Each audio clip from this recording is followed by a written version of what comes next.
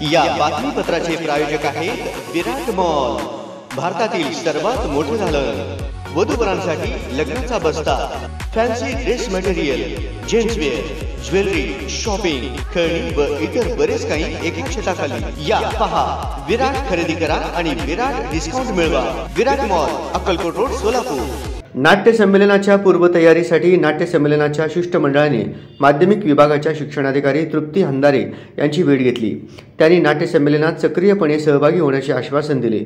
सोलापूरच्या मातीने अनेक प्रतिथयश कलावंत रंगभूमीला दिलेले आहेत। सोलापूरची रंगभूमी समृद्ध आहे। नाट्य चळवळीला गती देण्यासाठी हे संमेलन अत्यंत महत्त्वाचे ठरणार आहे। सोलापूरमधील सर्व शिक्षकांनी आणि विद्यार्थ्यांनी 100व्या संमेलनाचे साक्षीदार होण्यासाठी सहभागी व्हावे असे आवाहन त्यांनी केले। नाट्य संमेलन सोलापूर येथे संपन्न होत आहे जानेवारीमध्ये।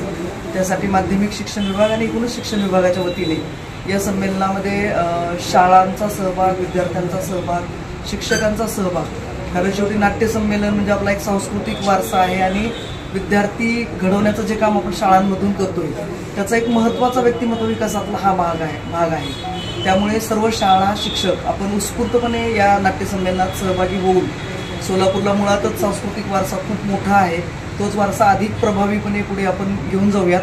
त्यासाठी माध्यमिक विभागाच्या वतीने जी मदत करता येईल किंवा जे आपल्याला सहकार्य या संमेलनात सहभागी होऊन करता येईल ते आपण सगळेजण मिळून निश्चित करूयात आणि एक चांगलं संस्मरणीय नाट्य संमेलन सोलापूरमध्ये होईल आणि ज्याचं जे सोलापूरमध्ये होईल पण त्याचं पूर्ण गोष्टीत शाळांपर्यंत नंतर पुढच्या काळामध्ये कशा जातील आणि इथले विद्यार्थ्यांमधून अनेक कलाकार या मातीने दिलेत सोलापूरच्या, तोच वारसा अधिक प्रभावीपणे पुढच्या पिढीपर्यंत आपण संक्रमित करूयात। त्यासाठी शिक्षण विभाग सदैव आपल्या सोबत आहे आणि आपण या संमेलनासाठी तुम्हाला सगळ्यांना शुभेच्छा देते आणि अभिनंदन।